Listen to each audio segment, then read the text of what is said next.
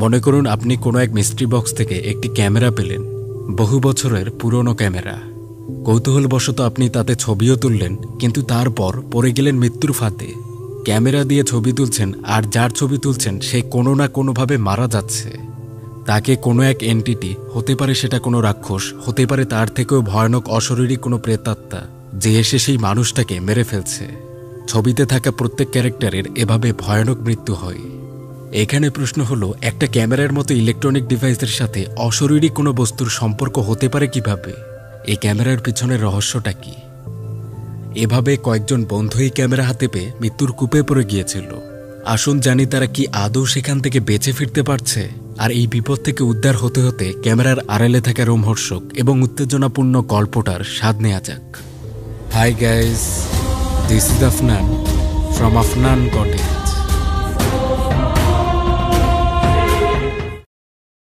ঘটনার শুরুতে দেখা যায় দুই বন্ধু সারা এবং লিন্ডা।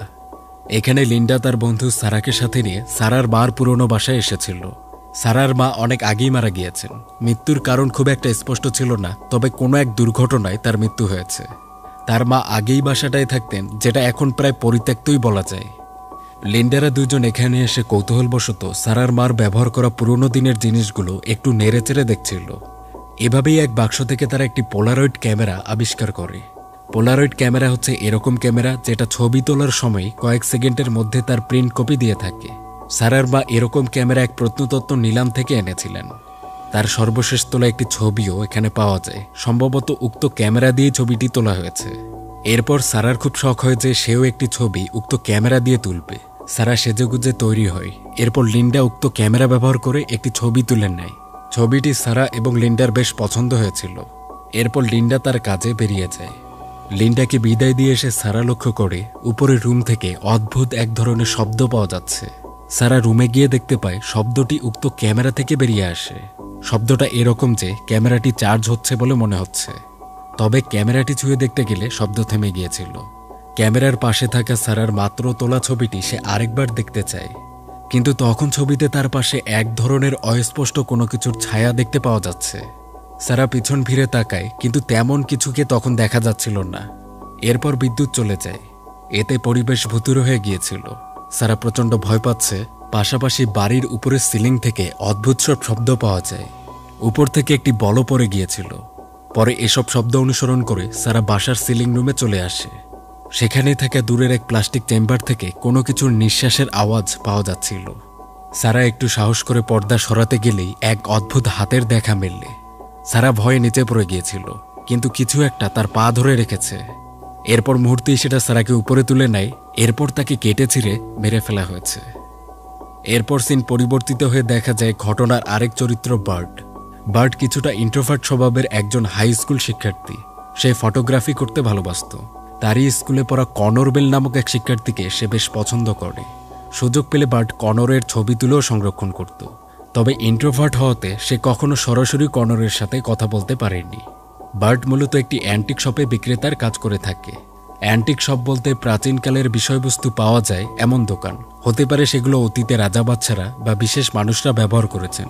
তো এসব ঐতিহ্য বহনকারী বিভিন্ন বস্তুকে নানা জায়গা থেকে সংগ্রহ করে এসব দোকানে সংরক্ষণ করা হয়। পরে সাধারণ মানুষরা এসব দোকান থেকে সেসব ক্রয় করতে পারেন। এখানে বার্ডের বন্ধু টাইলার, সেও বার্ডের সহকারী হিসেবে কাজ করত। সে একদিন বার্ডের কাছে কিছু প্রাচীন সামগ্রী সহ উক্ত ক্যামেরাটি নিয়ে হাজির হয়। ঘটনার শুরুতে যে মেয়েটার মৃত্যু হলো, তারই মার বাসার নিলামে এই পুরাতন ক্যামেরা ক্রয় করা হয়েছে। তবে ক্যামেরাটি সচল কিনা এটা জানার জন্য টাইলার সারাকে তার একটি ছবি তুলতে বললে। বার্ড তখন টাইলারের জন্য একটি ছবি তুলে নেয়, অর্থাৎ ক্যামেরাটি ভালো আছে। এরপর বার্ড দ্রুত তার বাসার উদ্দেশ্যে বেরিয়ে যায়। কিন্তু যাওয়ার আগে সে ক্যামেরার কেস এবং সাথে থাকা অন্যান্য জিনিসগুলো সে দোকানেই ফেলে গিয়েছিল। বাসায় এসে বার্ড সেই ক্যামেরা নিয়ে আরও কিছু ছবি তোলার চেষ্টা করছে। সে তার পোষা কুকুরের কিছু ছবি তুলতে চায়, কিন্তু কুকুরটি ক্যামেরাটি দেখে বেশ ভয় পেয়েছিল। সে পিছনে সরে যাচ্ছে। আমরা মানুষরা সাধারণত যেসব ব্যাপারগুলোকে সহজে দৃষ্টিগোচর করে ফেলি, এই অবলা প্রাণীগুলো কিন্তু ঠিক সেই ব্যাপারগুলোকেই সহজে আন্দাজ করে নেয়। ক্যামেরাটির কোনো নেগেটিভ এনার্জি বা ভাইব এরকম কিছু কুকুরটি আন্দাজ করতে পেরেছিল বলেই ভয় পেয়েছে। রাতে বার্ড তার বন্ধুদের সাথে এক পার্টিতে যাওয়ার জন্য বেরিয়েছিল। এখানে বার্ড ব্যাগে হাত দিতে টাইলারের সেই ছবিটি দেখতে পায়। তবে ছবিটিতে টাইলারের পিছনে কোনো কিছুর ছায়া দেখা যাচ্ছিল। এটা সে প্রথমে শুধু দাগ মনে করেছিল, কেননা ছবি তোলার সময় অ্যান্টিক শপে তারা দুইজন বাদে আর কেউ ছিল না, তাই অন্য কেউ ছবিতে আসবে এরকম হওয়ার সুযোগ নেই। গাড়িতে বার্ডের এক বন্ধু কেসি এবং এক কাপল মিনা এবং ডেভিন রয়েছে। অন্যদিকে টাইলার এই সময় তাদের অ্যান্টিক শপে ছিল। সে দোকান বন্ধ করে উক্ত বাক্সটি চেক করছে, যেটাতে সে উক্ত পোলারয়েড ক্যামেরাটি পেয়েছিল। কৌতূহল থেকে সে ওই ক্যামেরায় তোলা বিভিন্ন ছবিকে নেড়ে চেড়ে প্রজেক্টরে দেখতে থাকে। এভাবেই ছবি দেখতে দেখতে সে লক্ষ্য করে কিছু ছবিতে কোনো কিছুর ছায়া দেখা যায়, যেটা ছবিতে থাকা কোনো মানুষের, মানে ছবির কোনো ক্যারেক্টারের নয়। আবার ছবিগুলো পরিবর্তন করলে ছায়াটা মুহূর্তেই উধাও হয়ে যাচ্ছে। এক ছবি থেকে অন্য ছবিতে এই ছায়ার বিচরণ হয়। টাইলার মনে করে পর্দার পিছনে সম্ভবত কেউ একজন রয়েছে, যারই ছায়া এটা। টাইলার একটি হাতুড়ি নিয়ে এসে সতর্কতার সাথে পর্দার পিছনে দেখতে যায়, কিন্তু সেখানে কেউ ছিল না। পরে টাইলার উক্ত প্রজেক্টরটি খতিয়ে দেখতে থাকে এরকম হওয়ার কারণ কি হতে পারে, কিন্তু এ সময় পিছন দিক থেকে নিঃশ্বাসের শব্দ পাওয়া যায়। পর্দায় ঢাকা একটি অশরীরী অবয়বকে উঠে দাঁড়াতে দেখা যাচ্ছে। পরে উক্ত বস্তুটি টাইলারের উপর আক্রমণ করে। এদিকে বার্ডরা এভরি নামক তাদের এক বান্ধবীর বাসার পার্টিতে এসেছিল। এখানে বার্ডের সাথে তার স্কুলের পছন্দ কনরের দেখা হয়। কনর বার্ডের ব্যাপারটা কিছুটা আন্দাজ করতে পেরেছিল, তাই সে পরে বেশ কিছুক্ষণ বার্ডের সাথে কথা বলে। তবে কথার ফাঁকে সে বার্ডের কাছে থাকা পোলারয়েড ক্যামেরাটি লক্ষ্য করেছে। বার্ড এই ক্যামেরা নিয়ে বলে যে এটা প্রাচীন, কিভাবে এটা দিয়ে ছবি তোলা হয়। তবে এরই মধ্যে সেখানে তাদের কাপল বন্ধু মিনা এবং ডেভিন এসেছিল। তারা তাদের এই অনুষ্ঠানের মেমোরি ধরে রাখার জন্য একটি গ্রুপ ফটো তুলতে চাচ্ছে। তো এই ছবিটি বার্ড উক্ত পোলারয়েড ক্যামেরা ব্যবহার করে তুলে দিয়েছিল। তবে ক্যামেরার ফ্ল্যাশ এসে অস্পষ্ট কোনো কিছুর এক ঝলক পেয়েছে। পরে ক্যামেরা থেকে পাওয়া ছবিতে বার্ড ভালো করে দেখছিল এরকম অস্পষ্ট জিনিসটা আসলে কি, কিন্তু ছবিতে এরকম কিছু উঠেনি। পরে অন্য সব বন্ধুরা নিচে চলে গেলে সেখানে এভরি আসে এবং কৌতূহলবশত সেও উক্ত ক্যামেরা দিয়ে একটি ছবি তুলে নেয়। তবে ঠিক এ সময় তাদের বাসায় পুলিশ এসেছিল। পুলিশ বার্ডকে নিয়ে যেতে এসেছে। থানায় পুলিশ অফিসার বার্ডকে তার সহকর্মী টাইলারের মৃত্যুর খবর জানান। পাশাপাশি তিনি এও প্রশ্ন করেন টাইলারের কি কারোর সাথে কোনো শত্রুতা ছিল বা এরকম কিছু, বা আজ শেষ সাক্ষাতে টাইলারকে কি দেখে বিচলিত মনে হয়েছে। বার্ড জানায় এরকম কিছুই না, বরং টাইলার একদমই স্বাভাবিক ছিল। এরপর বাসায় এসে বার্ড টাইলারের কথা মনে করে ক্যামেরায় তোলা তার ছবিটি দেখছিল। তবে সে লক্ষ্য করে টাইলারের পিছনে থাকা আগের সেই ছায়াটি চলে গেছে, আর সেটাকে এখন এভরির ছবিতে পাওয়া যায়। বিষয়টা অদ্ভুত, কিন্তু বার্ড ব্যাপারটাকে খুব একটা পাত্তা না দিয়ে ঘুমিয়ে যায়। অন্যদিকে মধ্যরাতে পার্টি শেষ হলে এভরি তার বাসায় একা ছিল, আর বাসার পরিবেশটা তার কাছে আজ অন্যরকম মনে হচ্ছে। আবর্জনা সরিয়ে রাখার জন্য এভরি তার বাসার বেসমেন্টে যায়। এ সময় বাসার উপর থেকে কারো হাঁটার শব্দ পাওয়া যাচ্ছিল। বিদ্যুৎ বারবার আসা যাওয়া করছিল। এ সময় এভরি উপরে এসে চারদিকে ডাকাডাকি করছে। হুট করে এ সময় একটি কঙ্কালরূপী বস্তুকে দৌড়ে আসতে দেখা যায়। এভরি প্রাণপণে দৌড়ে পালাচ্ছিল, তবে একটি লাইটে আঘাত পেয়ে সে নিচে পড়ে গেছে। ঠিক এ সময় তখন পিছন থেকে দুইটি হাত এসে এভরিকে জাপটে ধরে। এরপর তার ঘাড় মটকিয়ে এভরিকে মেরে ফেলা হয়। পরের সকালে বার্ড নাস্তা করছিল। এ সময় তার বন্ধু কেসি তাকে কল করে জানায় এভরি বেঁচে নেই, অনাকাঙ্ক্ষিতভাবে তার মৃত্যু হয়েছে এবং তার বাসাতেই লাশটা পাওয়া যায়। এটা শোনা মাত্র বার্ড আগের সেই সব ফটোগুলো আবার চেক করে দেখে। দেখা যায় আগে যে ছায়াটি এভরির ফটোতে ছিল সেটা এখন চলে গিয়ে ওই দিনের গ্রুপ ফটোটাতে চলে এসেছে। মানে সে ছায়াটি এক ছবি থেকে অন্য ছবিতে অবস্থান নেয়, এবং যখন অবস্থান নেয় উক্ত ছবির ক্যারেক্টার মারা যাচ্ছেন। বার্ড বুঝে ফেলে এই ক্যামেরার সাথে এসব মৃত্যুর কোনো না কোনো যোগসূত্র আছেই। রেগে মেগে বার্ড তখন উক্ত ক্যামেরাটি ছুঁড়ে মারে, কিন্তু এতে ক্যামেরার কিছুই হয় না, উল্টো একটি শকওয়েভ তৈরি হয়ে বার্ডের রুমে ছড়িয়ে পড়েছিল। এবার এই ব্যাপারটাকে বার্ড আর অবহেলা করে না। সে দ্রুত তার স্কুলে যায় এবং তার বন্ধুদেরকে বলে তাদের দুই বন্ধুর মৃত্যুর সাথে এই ক্যামেরা সরাসরি জড়িত। সে তাদের ছবিগুলো দেখিয়ে বলে উক্ত ক্যামেরা দিয়ে যদি তুমি কোনো ছবি তোলো তাহলে তুমি মারা যাবে।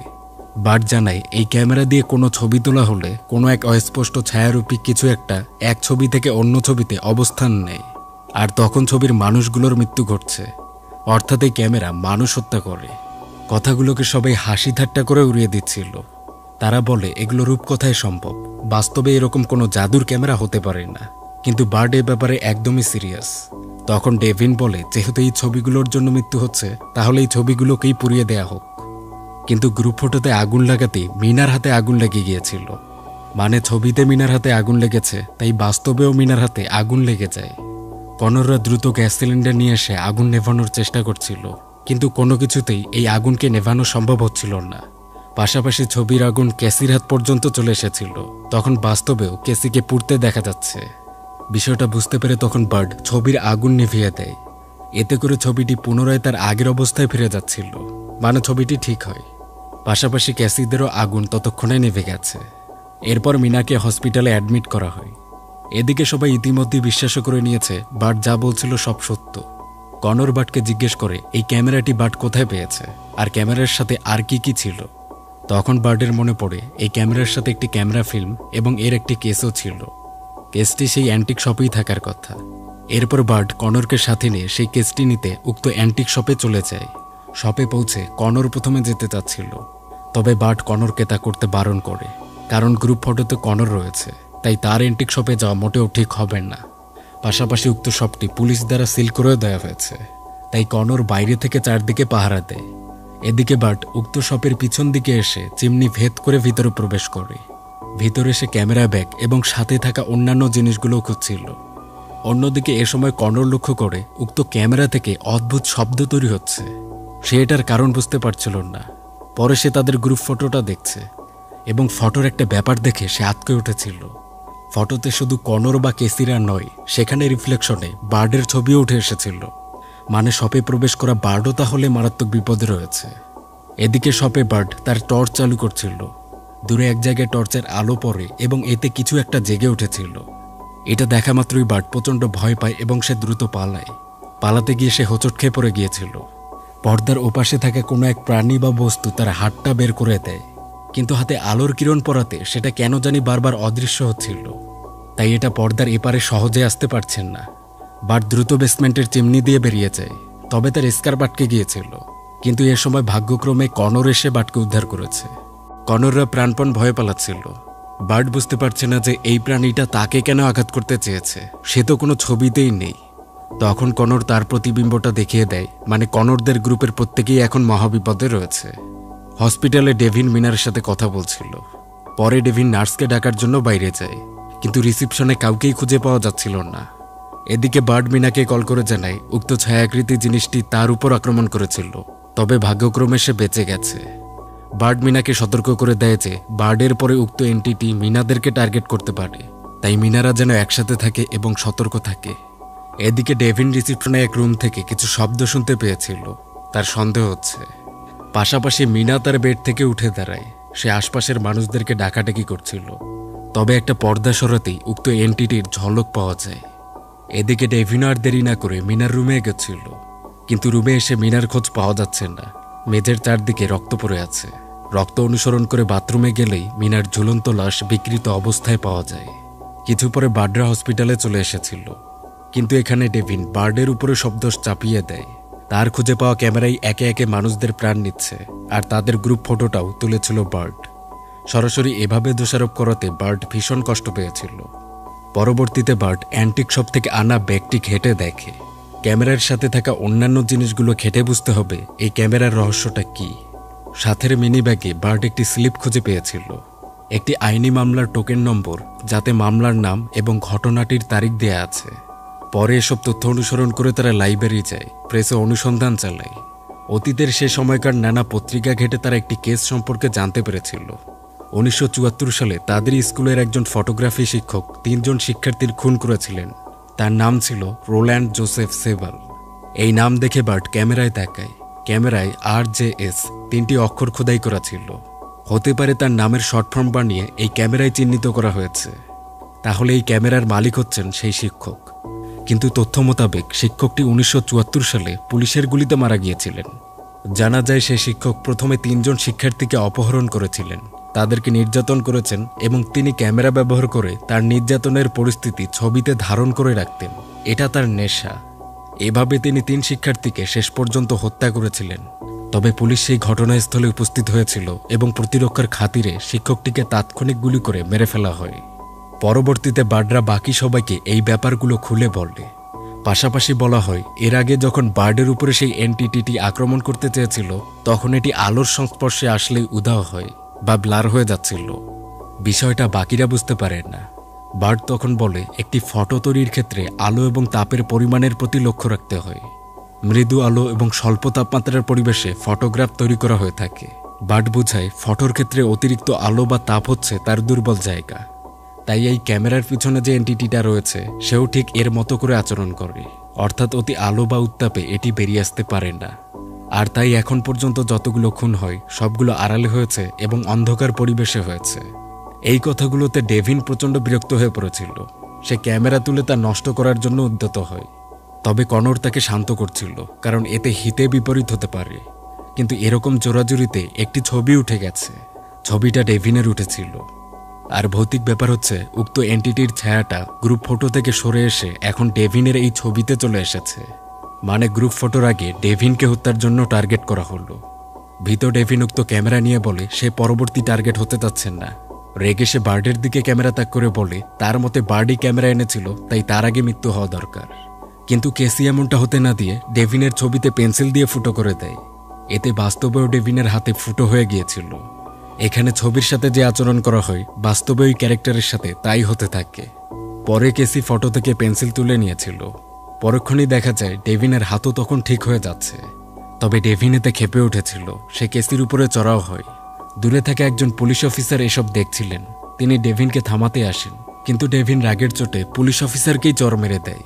অন ডিউটি পুলিশের উপরে হাত তোলাতে ডেভিনকে গ্রেপ্তার করা হলো। পরে বার্ড এবং কনর পুলিশকে তাদের পুরো ঘটনা খুলে পড়লে ক্যামেরার ব্যাপারে জানানো হয়। কিন্তু ক্যামেরা মানুষকে খুন করতে পারে বিষয়টা আজগুবি এবং অফিসার কোনো মতেই এসব মানতে পারছেন না। কনরদের মতে ক্যামেরাটি সম্ভবত একজন সিরিয়াল কিলারের।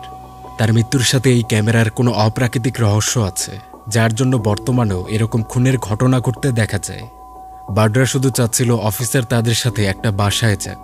তারা আগের পত্রিকা ঘেটে উক্ত লোকটি মানে রোনাল্ড জোসেফ সেবাল তার বাসার ঠিকানাটি পেয়েছে। কিন্তু অফিসার তো যাবেনই না, উল্টো তিনি বলে দেন যে বার্ডরাও যেন ওই ঠিকানাটায় না যায়, আর যদি যায় তাহলে তাদেরকেও তার বন্ধুর সাথে জেলে ঢুকিয়ে দেওয়া হবে। ওই রাতেই কেসি বার্ডকে কল করেছিল। সে জানায় জোসেফ সেবাল লোকটির স্ত্রী এখনও বেঁচে আছেন। কেসি বেশ কিছু আর্টিকেল ঘেটে জানতে পেরেছিল জোসেফের মৃত্যুর পর তার স্ত্রী অদ্ভুতভাবে তার নাম পরিবর্তন করে নেয় এবং তিনি এখনও তাদের পুরনো ঠিকানার বাড়িতেই অবস্থান করছেন।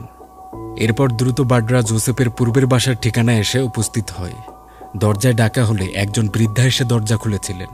প্রথমে তাকে তার পূর্বের নামে ডাকা হলে তিনি কোনো রকম সাড়া দেন না। তখন বার্ড বলে তার কাছে তার স্বামীর ক্যামেরাটি রয়েছে। এবার মহিলাটি তার পরিচয় দেন, তবে তিনি বলছিলেন এই ক্যামেরাটি তার স্বামীর নয়, এটা তাদের একমাত্র কন্যা রেবেকা জেমসের ছিল, যে কিনা 40 বছর আগে মারা গিয়েছে। এদিকে থানায় আটক রয়েছে ডেভিন, কিন্তু হঠাৎ এখানে বিদ্যুৎ চলে যায়। চারদিকে অন্ধকার। অন্যদিকে পুলিশরা একটি রুমে মিটিং নিয়ে ব্যস্ত রয়েছেন। অদ্ভুত সব আওয়াজের ঘন ঘটা শুরু হয়। ডেভিন দেখে বাইরে সে কঙ্কালরূপী ক্রিয়েচারটি চলে এসেছে। ভীত ডেভিন নিজেকে লুকিয়ে নেয়। সে ক্রিয়েচারটি চলে যাওয়া পর্যন্ত অপেক্ষা করছিল। সেভাবে সে জেল কক্ষে নিরাপদ রয়েছে, কিন্তু হঠাৎ কক্ষের ভিতরেই দেখা যায় সেই ক্রিয়েচারটির আবির্ভাব।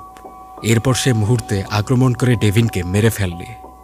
অন্যদিকে জানা যাচ্ছে জোসেফের মেয়ে রেবেকা অনেক বছর আগে মারা গিয়েছিল। বার্ডরাই মেয়ের মৃত্যুর কারণ জানতে চায়। তখন বৃদ্ধা একটি ঘটনা শোনান। তাদের মেয়ে রেবেকা 8-10টা স্বাভাবিক কিশোরী মেয়ের মতো ছিল না।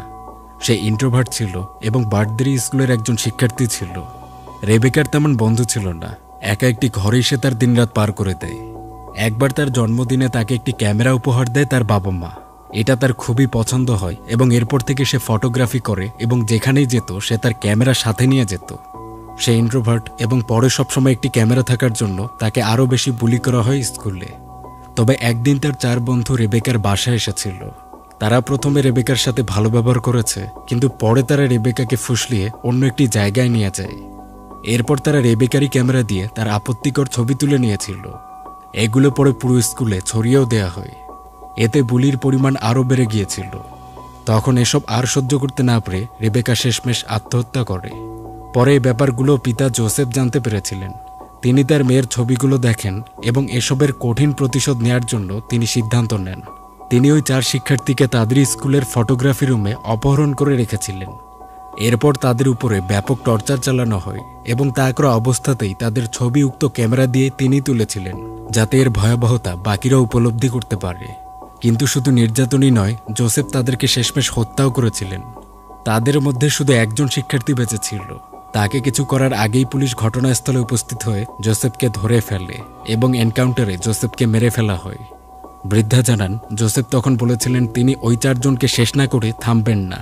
যেহেতু তাদের একজন এখনও বেঁচে আছে, তাই তাকে খতমের আগ পর্যন্ত এরকম ঘটনাগুলো ঘটতে থাকবে। এরপর বাটকে বেঁচে যাওয়া সেই শিক্ষার্থীর ছবি দেয়া হয়। এদিকে কনর তাদের ফটোগুলোকে চেক করে দেখে ডেভিনের ফটো থেকে ছায়াটি সরে এখন আবার তাদের গ্রুপ ফটোতে চলে এসেছে। এর মানে ডেভিন সম্ভবত বেঁচে নেই। পরে কেসি কল করে কনফার্ম করে যে ডেভিন মারা গিয়েছে।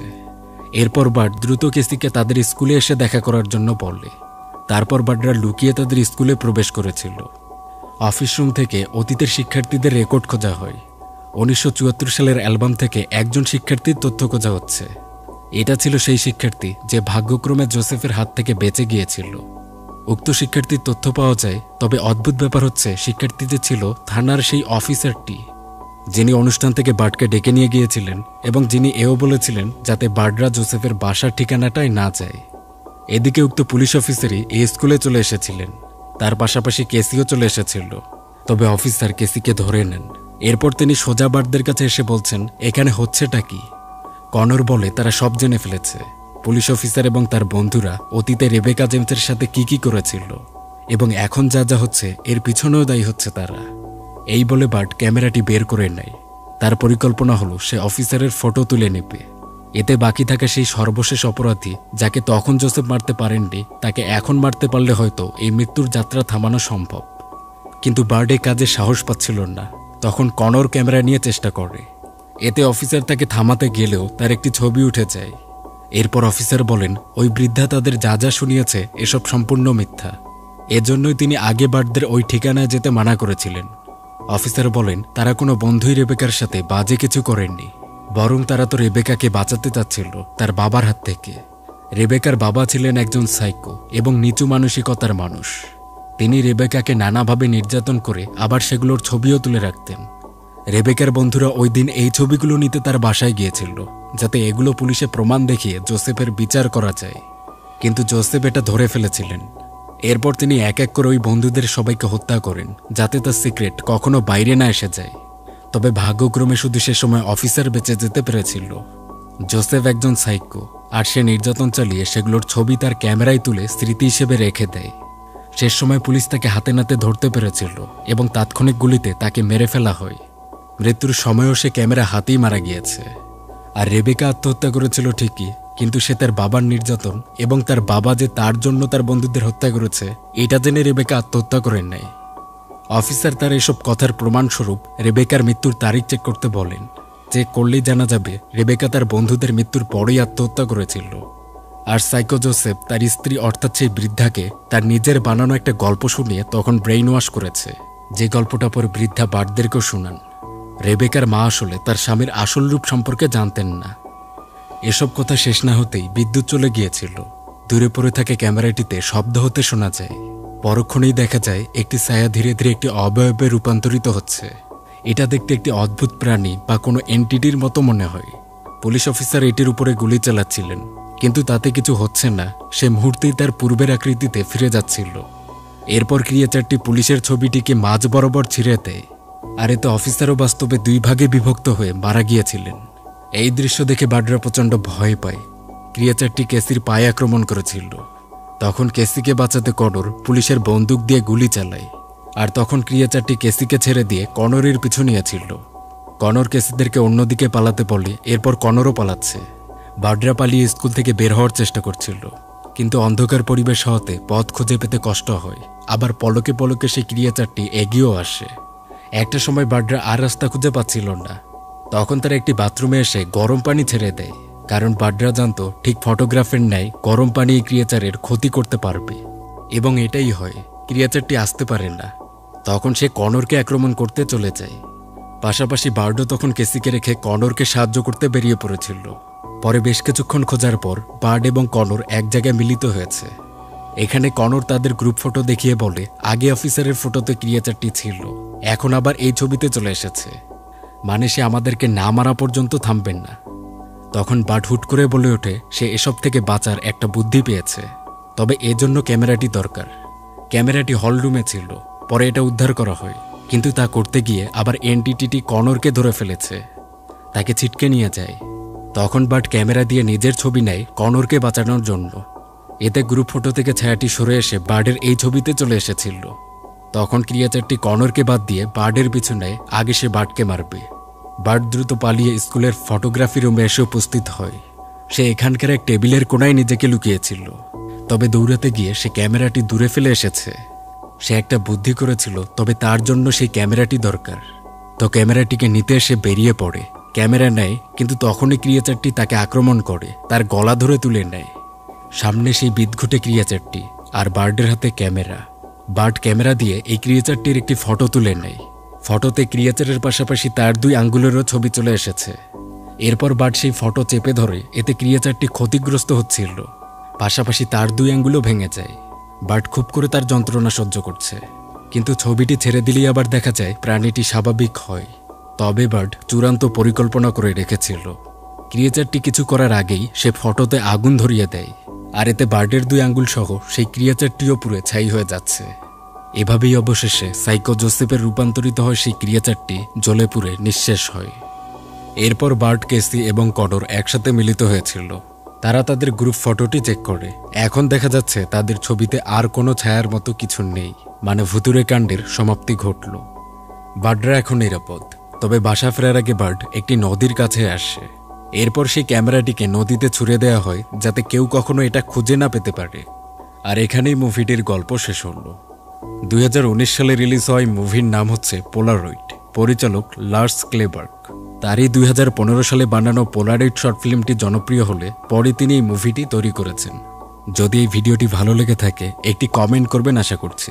আর এরকম মুভিগুলোর তথ্য, মুভি সিরিজের আলোচনা এবং আমার সাথে যুক্ত হতে চাইলে ইনস্টাগ্রামে ফলো করতে পারেন। লিংক পিন কমেন্টে দেয়া থাকবে, তো ফলো করে দিন। এরপর অবিরাম ভালোবাসা সবাইকে।